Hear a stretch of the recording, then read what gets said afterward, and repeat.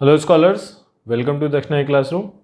Today we are going to discuss questions from nuclear physics exercise 01. In this exercise there are section wise questions. So we will start with section A. Now there will be another video for exercise 2. Now if you want to ask some question urgently, you can just drop me a message in your doubt group. Section A says properties of nucleus. Section A contains questions from properties of nucleus. There is only 2 questions. Question number 1, A1. Let us discuss A1. A1 is the mass number of a nucleus is. There are 4 options. Option number 1, always less than its atomic number. Now what is mass number? Number of neutrons plus number of protons. And what is atomic number? Only the number of protons. Then how it can be always less? It cannot be less. So option number 1 is wrong. Always more than its atomic number. Only one element is there whose mass number can be equal to its atomic number. Hydrogen. Only one proton is there in the nucleus. So you cannot say that it is always, because always more than its atomic number, not true. Why? Because one element is there whose mass number is equal to atomic number. So second is also wrong. Third, is always equal to its atomic number, not always, only one element equal.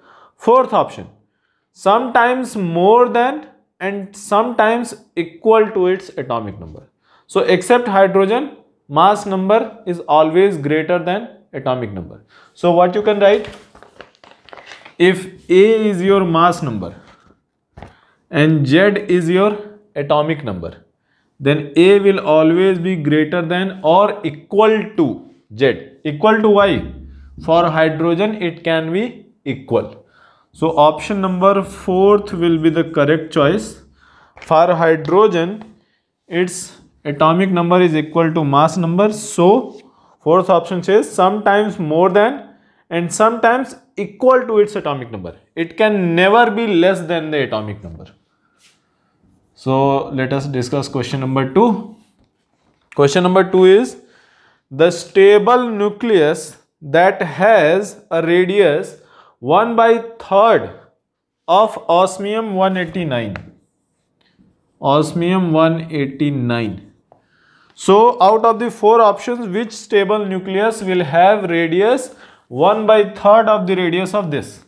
So what is the radius? R equals R naught a to the power 1/3 angstroms. This is the radius. So let us write what will be the radius of this. Radius of this will be, let us say, R1 equals to R naught. What is mass number? 189. 189 power 1/3. Divide both. And it is given that this radius will be 1/3 of this radius.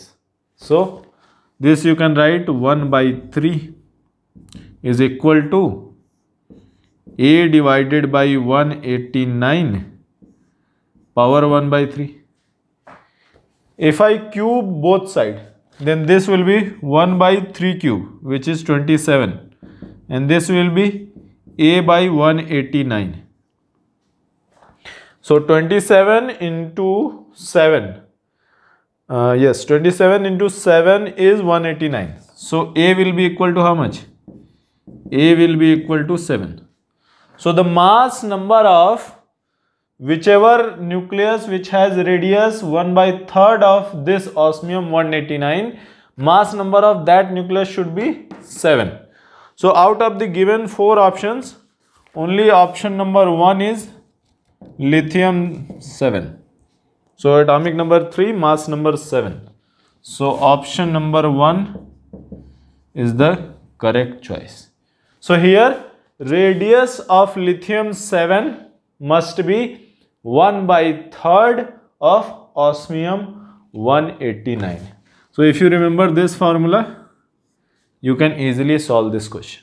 So now let us discuss questions from section B. Section B has questions from mass, defect and binding energy. So first question from section B. First question is, two protons are kept at a separation of 50 angstrom. What is the separation? 50 angstrom. So 50 into 10 to the power minus 10 meter, which is 5 into 10 to the power minus 9 meter, 5 nanometer. Is if Fn is the nuclear force and Fe is the electrostatic force between them, then, now remember, nuclear force only works when distance between two protons or two nucleons is of the order of 10 to the power minus 15 meter. Here it is 10 to the power minus 9 meter. So at this distance, nuclear force will be almost zero. So if two protons are kept at this distance, meaning nuclear force will not work. Nuclear force between those two protons will be almost zero. So in this case, nuclear force will be very small, electrostatic force will be larger than nucleus. So in this case, Fn, nuclear force, will be very, very smaller than Fe. Your option 3 is the correct choice. Why it is so? Because distance is very large.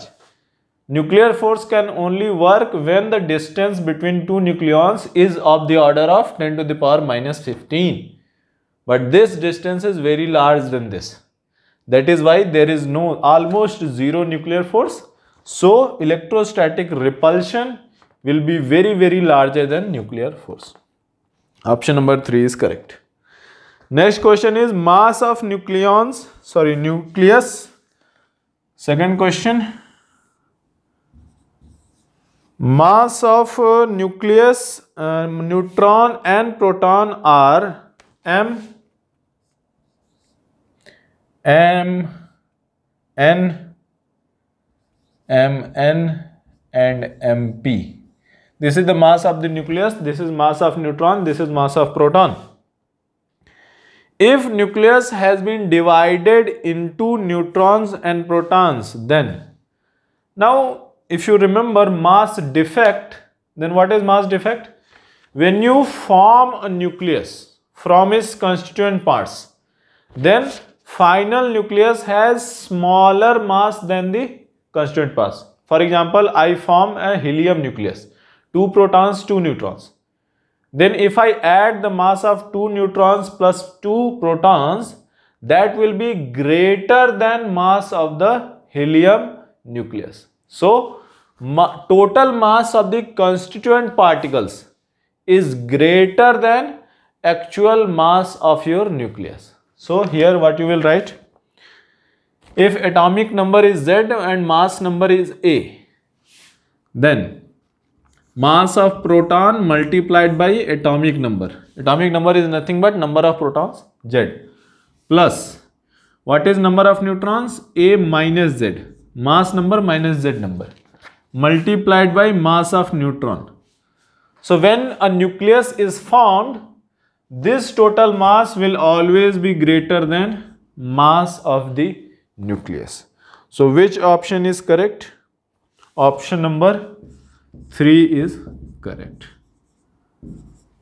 So mass defect, final mass of the nucleus is less than the total mass of its constituent particles or constituent neutrons and protons. Let us discuss question number 3. What is question number 3? As the mass number A increases, binding energy per nucleon in a nucleus. Now, if you remember, for iron, binding energy per nucleon is maximum.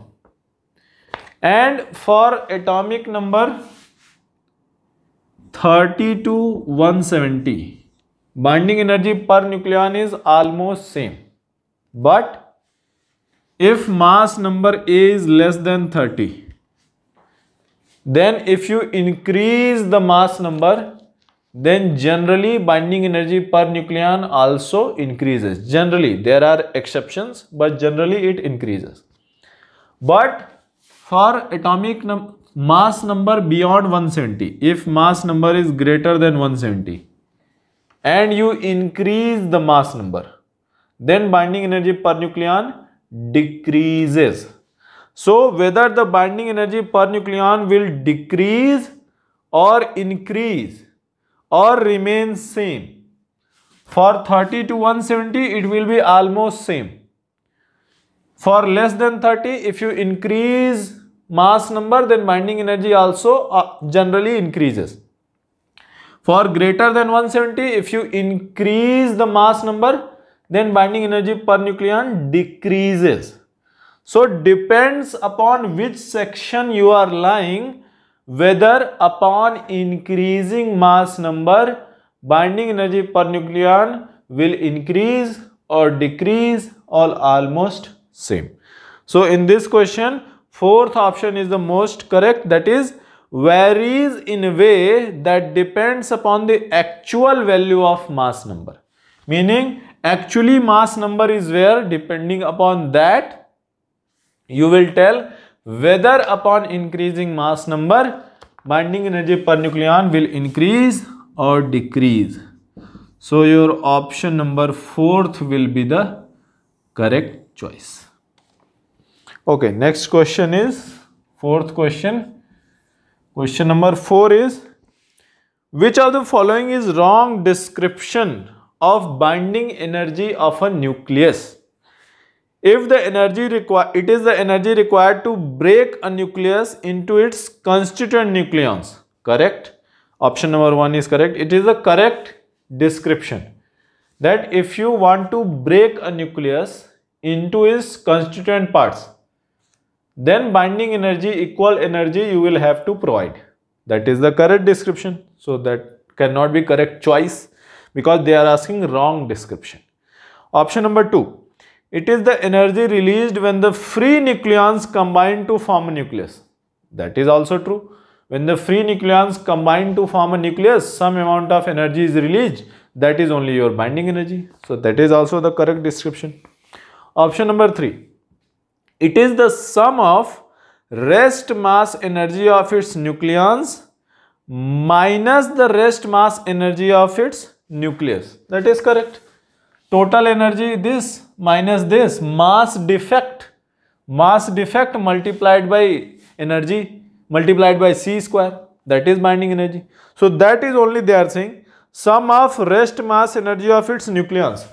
This rest mass energy, this rest mass energy, that will be greater than this. So this total energy minus this energy, that is your binding energy. That is the correct description. So option number 3 is also not correct choice because they are asking wrong description. What is fourth option?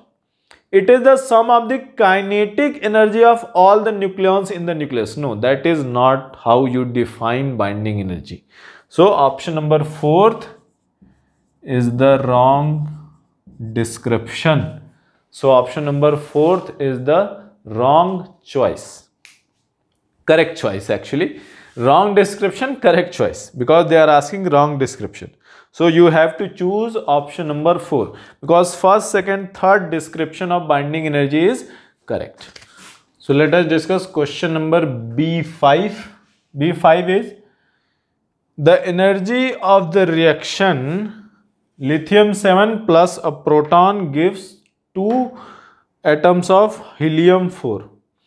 The binding energy per nucleon in lithium 7 is 5.6 mega electron volt and the binding energy per nucleon for helium is 7.06 mega electron volt.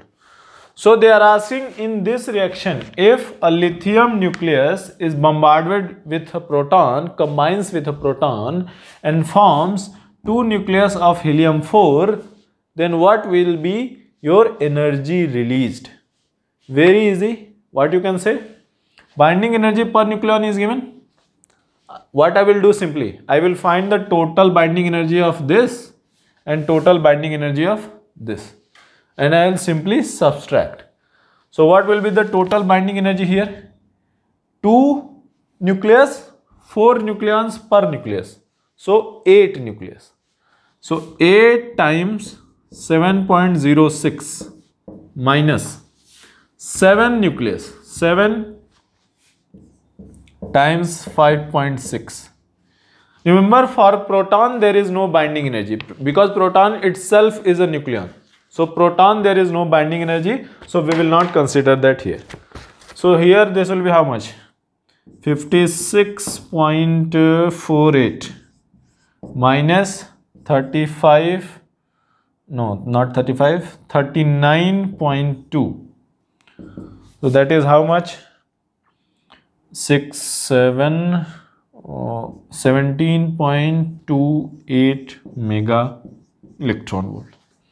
So in this reaction, 17.2 mega electron volt energy will be released, which is option number 1. 17.3 they have written, we are getting 17.28, no problem, that much difference is okay. So 17.3 mega electron volt energy is released, option number 1 is correct. Option number 4 says depends upon the binding energy of proton. There is no binding energy of proton. Proton, neutrons, they don't have binding energy of themselves. What is binding energy? When you form a nucleus from its constituent particles. Proton itself is a constituent particle. So proton has no binding energy. So option number 4 will be wrong. Only option number 1 will be the correct choice. Now let us discuss question from section C. Now what is section C? The radioactive decay and displacement law. So section C, question number 1. What is question number 1? An alpha particle is bombarded on nitrogen 14. As a result, a oxygen 17 nucleus is formed and a particle is emitted. This particle is. So there is an alpha particle. So alpha particle is nothing but your helium, positively charged helium ion. Helium 4, 2 plus 2. It is bombarded on nitrogen 14. As a result, oxygen 17 is formed plus an X. Some unknown particle is formed. We have to find this unknown particle. Now, in this kind of reaction, total mass number or number of nucleons will be conserved. First thing first, total number of nucleons will be conserved. So, here 4 nucleons, here 14 nucleons. 4 plus 4, 18. Here 17. 1 nucleon is remaining.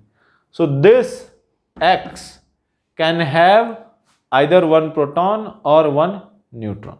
So, proton, neutron can be the possible answers. Electron and positron are not possible answer.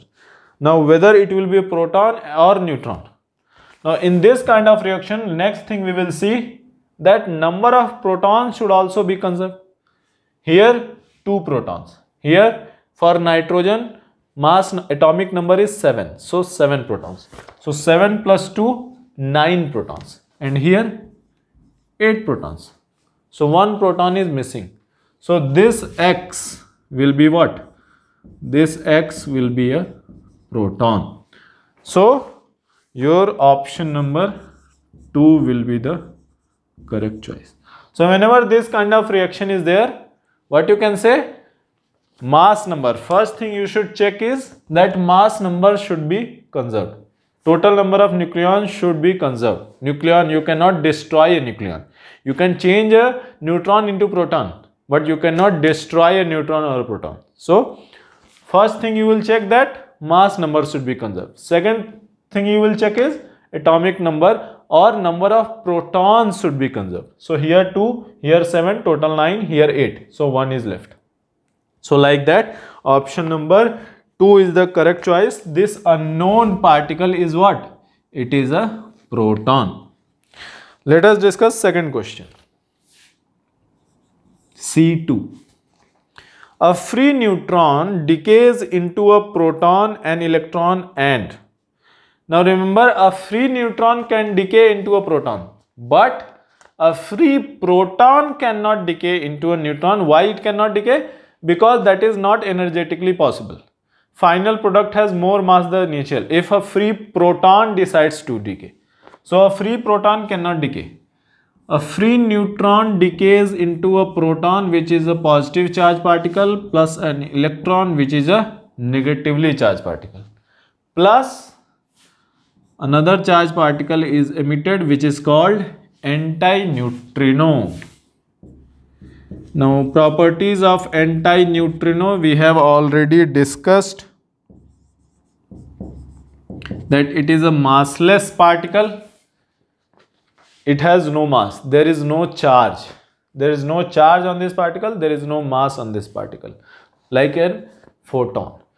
So, antineutrino will be your emitted. So, option number 2.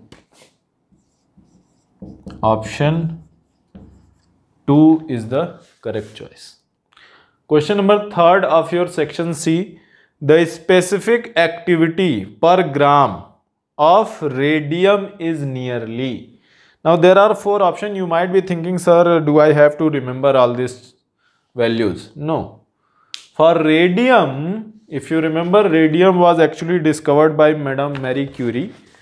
So in her honor, a specific activity of radium, that is the written as 1 Curie. So a specific activity of radium is written as 1 Curie in the honor of Madame Marie Curie. In terms of becquerel, it can be 3.7 into 10 power 10 becquerel. But in terms of Curie, it is 1 Curie. So for radium, it is very easy. You need not remember. In honor of Madame Marie Curie, specific activity of radium is 1 Curie. Now let us discuss section D. Section D contains questions from statistical law of radioactive decay. Now the first question is, in one average life.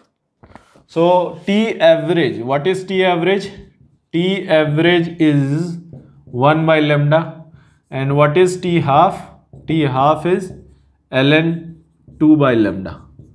So obviously your T average is greater than T half. So options. In one average life, option 1, half the active nuclei decay. No, that is half-life. In one half-life, half of the active nuclei decay. What is second option? Less than half the active nuclei decay? No. If you are taking more time, then more than half the active nuclei will decay, right? So option number 3. See here. In T half-life, half of the active nuclei will decay.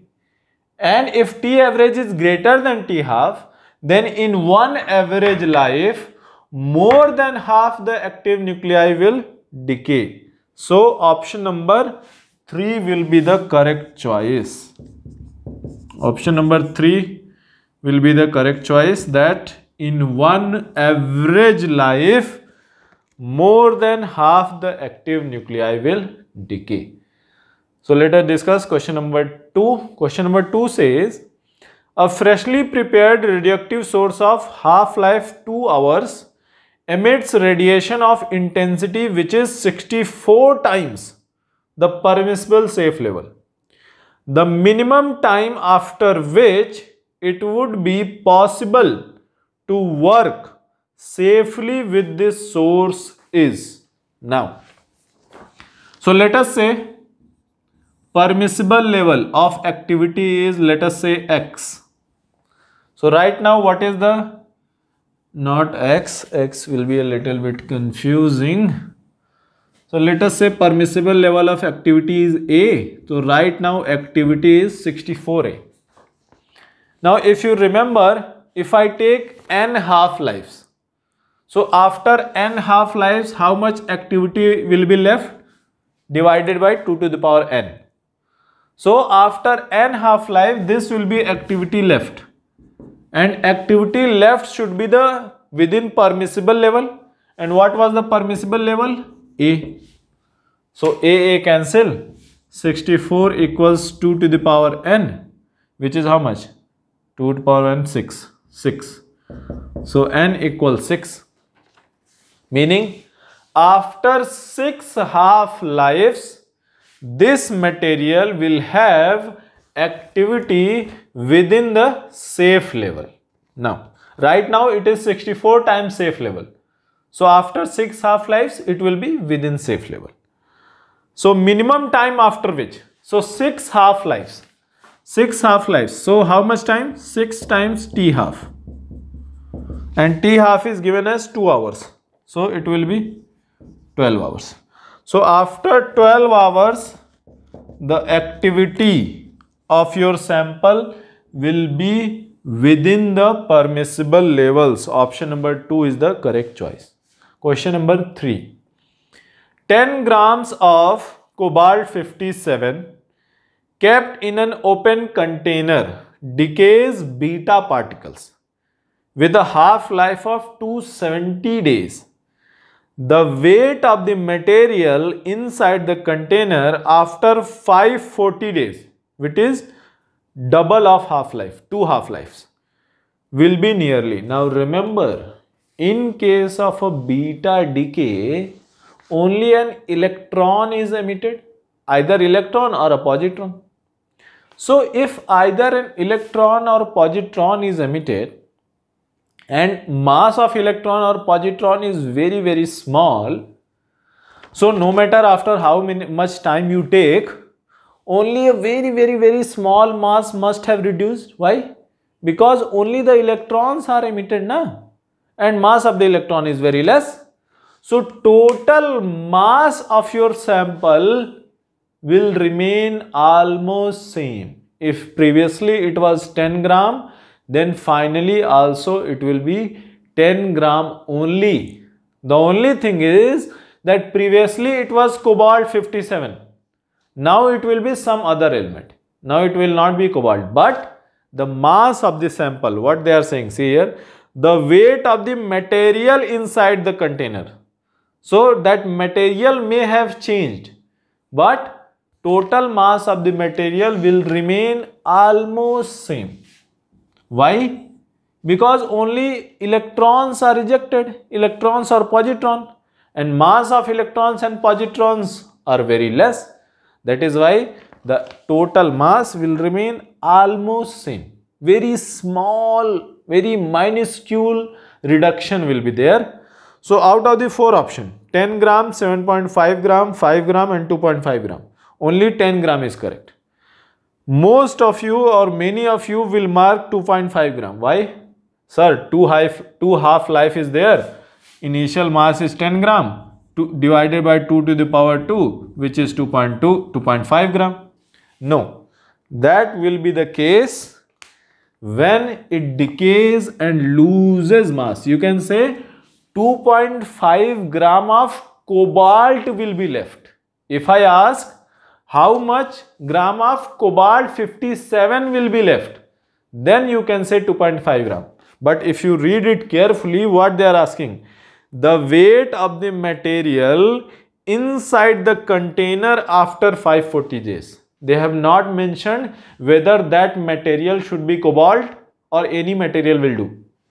So total mass inside the container will be almost same. So option number 1 will be correct, that initially it was 10 gram and finally it will be almost 10 gram because only electrons are ejected and mass of the electron is almost 0. Okay, next question is question number 4. Question number 4 says, after a time equal to 4 half-lives, the amount of radioactive material remaining undecayed. Now here you can apply the formula. So if the initially number of undecayed nucleons were n, capital N, then after 4 half-lives, what will happen? Divided by 2 to the power 4. So n divided by 16. N by 16. So that will be 16, 0.625 N. So what percentage is left? What percentage of original nuclei is left undecayed? This much, which is how much? which is your 6%. 6.25% of the original nuclei is left undecayed. So that way you can do the question. Or no, it will be 0.0625, sorry. It will be 0.0625. 1 divided by 16 is there. So 1 by 16 is 0.0625. So that is okay. So after 4 half-life, if the originally there were, let us say 100, then 6.25 undecayed nucleons will be left. So in that case, you can use this formula. Capital N divided by 2 to the power small n, where small n is nothing but after how many half-lives you want to know the value of undecayed nucleons left. Now let us discuss question number 5. Question number 5 says the decay constant of the parent nuclide in uranium series is lambda. Then the decay constant of, pay attention, then the decay constant of stable end product of this series will be. Now, what they are saying? Parent uranium nuclide decay constant is lambda. Then the decay constant of stable end product. Stable. Underline the word stable. If it is stable, then why it will decay? It will not decay. And if it will not decay, then its decay constant will be 0. For any stable nuclei, decay constant will be 0. So option number 4 is the correct choice. Tricky question. They have said that it is stable. And if it is stable, then why it will decay? It will not decay. 6th. The half-life of thorium-232 is 1.4 into 10 to the power 10 years. Half-life. ln T half is nothing but ln 2 divided by lambda is 1.4 into 10 to the power 10. 1.4 into 10 to the power 10 years. Then the fraction of thorium atoms decaying per year is very nearly. If I have a sample of thorium, then in 1 year, what fraction of nucleons will decay? So let us say n is the number, or n naught is the original number, then n naught into e to the power minus of lambda times t. That is the number of nucleons left. And what is the number of nucleons that has decayed? Delta n. Delta n will be original number minus n. So n naught into 1 minus e to the power minus lambda t. So this many nucleons are decaying in t time. What fraction is decaying? Delta n divided by n naught is equal to 1 minus e to the power minus lambda t. This fraction of nucleon is decaying in time t. So what is time t? Time t is 1 year. So here, in place of lambda, you can say ln 2 divided by 1.4 into 10 to the power 10. So here it will be delta n by n naught equals 1 minus e to the power minus of, here lambda, in place of lambda you can say ln 2 divided by 1.4 into 10 to the power 10. So, and that is t. T is 1 year. So 1 year you need not write, that will cancel out. So that will be this.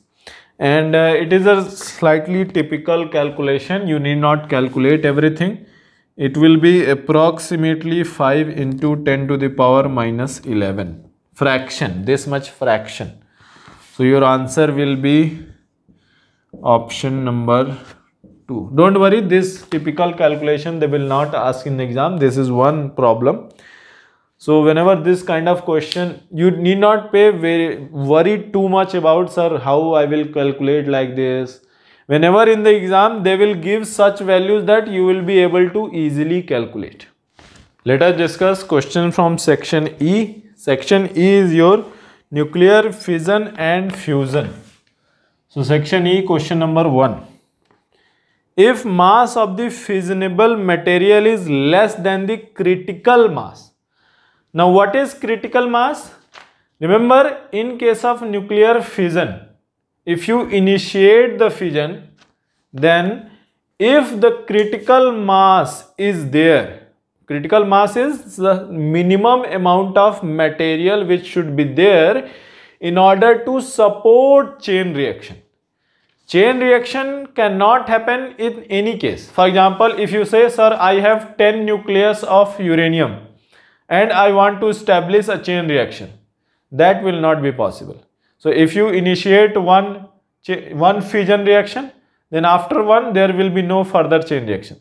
So chain reaction is only possible when the mass of the radioactive material present is more than the critical mass. So that is the critical mass, minimum mass which is required in order to establish a chain reaction. So here option number 1, fission and chain reaction both are impossible. No, fission will occur. If you initiate a fission, then that fission process will happen, but chain reaction will not occur. So fission is possible, but chain reaction is not possible. Option number 2 will be the correct choice. Fission possible, fission yes, chain reaction no. Because to establish chain reaction, a minimum mass is required, and that mass is called critical mass. And in this case, mass of the fissionable material is less than the critical mass. That is why for atomic bombs, a certain level, a certain mass is required. Then only that atomic bomb is possible. You cannot make, they cannot make atomic bomb with this much, very small amount of your fissionable material. A certain minimum mass is required. Okay, next question, that is question number 2. What is question number 2? Which of the following material is used for controlling the fission? If you remember, in case of nuclear reactors, we don't want an uncontrolled chain reaction. Then what do? We absorb some of the neutrons. How do we do that? We use control rods made of cadmium control rods. So what is the purpose of control rods? So control rods absorb the extra neutrons and hence they control the chain reaction. So which of the following materials is used for controlling the fission? Cadmium. Cadmium rods are used for controlling the fission. Question number 3. What is question number 3? Atomic reactor is based on controlled chain reaction? Yes. Uncontrolled chain reaction? No. Atomic bombs are based on uncontrolled chain reaction. Nuclear fission? Yes. Nuclear fission? No. Now it may seem that option number 1 and 3 both are correct. But when you talk about nuclear fission means only one reaction. So for an atomic reactor to work, there should be chain reaction. Only nuclear fission is not enough. There should be a chain reaction. So option number 1 will be correct, that controlled chain reaction is required for atomic reactor to work. If it is uncontrolled, there will be a meltdown. So in case of uncontrolled chain reaction, where is that used? In case of nuclear bombs. Next question, question number 4. Thermal neutrons means, what are the thermal neutrons? So thermal neutrons are low energy neutrons. In case of a nuclear fission, very high energy neutrons are produced. Then what do we do? Using heavy water or moderators, we bring down the energy of high energy neutrons. So that low energy neutrons are called thermal neutron or slow neutrons. So option number 1, neutrons being heated, no. Thermal neutrons are low energy. Second option, the energy of these neutrons is equal to energy of neutrons in a heated atom, no. Thermal neutrons are low energy neutrons or slow neutrons, and only slow neutrons can initiate nuclear fission. Option number 3, these neutrons have energy of a neutron in a nucleus at normal temperature. That is correct. At normal temperature, what will be the energy of a neutron in a nucleus? That should be the energy of a thermal neutron. So thermal neutrons, slightly misnomer it is. They are saying it is thermal neutron, but its energy is very low. So that thermal word is very misleading. So thermal neutrons are low energy neutrons. So it has energy equal to the energy of a neutron in a nucleus at room temperature. So option number 3 will be the correct choice. Option number 4 is such neutrons gather energy released in the fission process. No, that is not the correct choice. Option number 3 is the correct choice. Okay, let us discuss question number 5th. Question number 5th says a uranium-235 nucleus absorbs a slow neutron and undergoes fission. So uranium-235 92 absorbs a slow neutron and undergoes xenon 139 54 plus strontium 94 38. Okay. The other particles produced in this fission process are, there will be some other particles produced. Then what would be those particles? So as I said earlier, first you need to balance mass number of nucleons, then you need to balance number of protons. Now here 235, 139 plus 94, 139 plus 94 will be how much?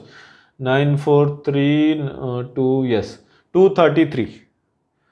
So 233, lekin here there are 1 nucleons as well, 1 neutron.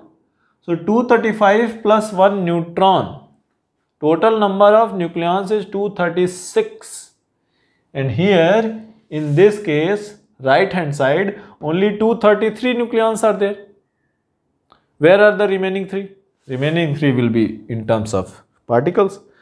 So out of the options given, option number 1 beta particle and 1 alpha particle. They are saying that there is 1 alpha particle. If 1 alpha particle is there, right hand side will have 1 nucleon more than the left hand side.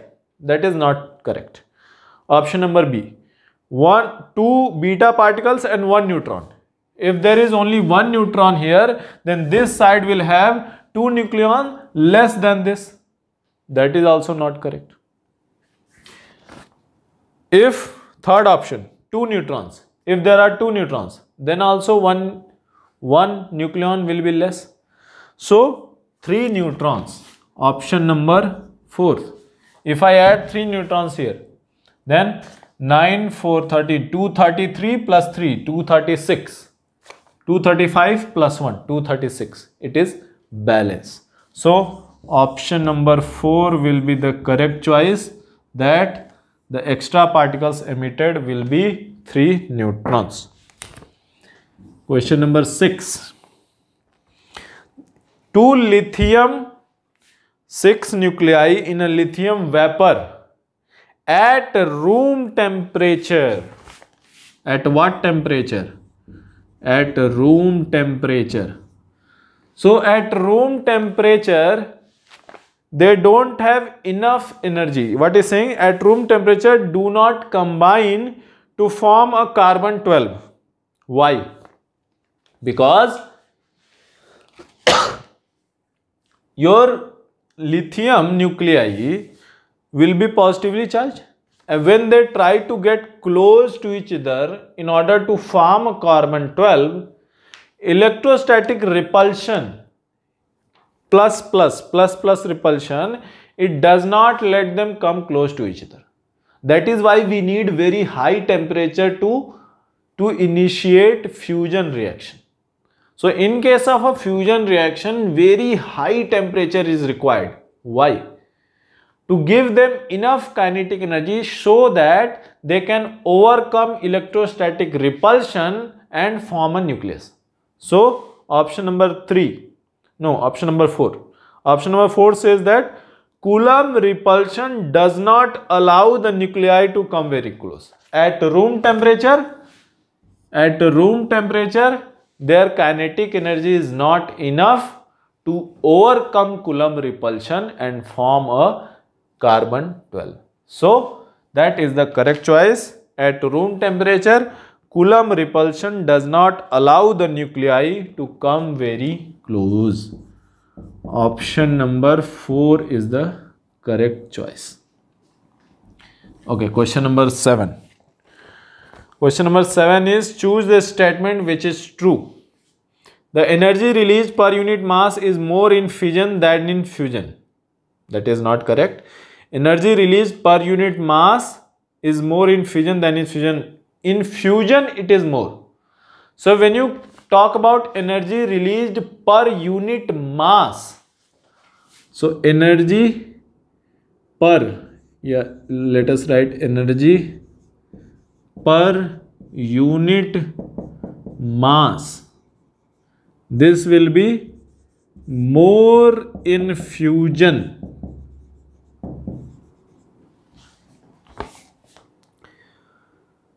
Okay, and if you ask what is energy released per atom, that will be more in fission. So if you talk about per unit mass, if I take 1 kg of hydrogen and make all of the hydrogen atom go fusion, and if I take 1 kg of uranium, then in case of fusion, energy released will be more. And if I talk about per atom, if I take 2 hydrogen atoms and combine them, and if I take 1 uranium atom and break it, then in case of atom, fission will provide me more energy. So option number 3, energy released per unit mass is more in fusion, and that per atom is more in fission. Option number 3 will be the correct choice. Let us discuss question number 8 here only. Question number 8.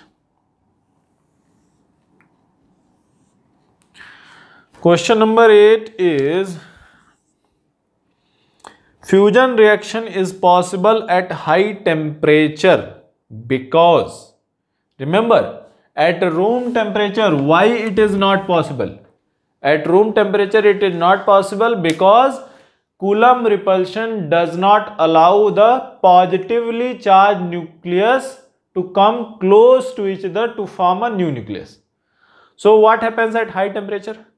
At high temperature, their kinetic energy is very high, and that high kinetic energy helps them overcome Coulomb repulsion in order to come so close to each other that nuclear force starts working, and now they can form a new nucleus. So kinetic energy is high enough to overcome the repulsion between nuclei. So that option number 4. Option number 4 will be the correct choice. that kinetic energy at high temperature is high enough to overcome repulsion between the nuclei in order to allow them so close to each other that they can form a new nucleus.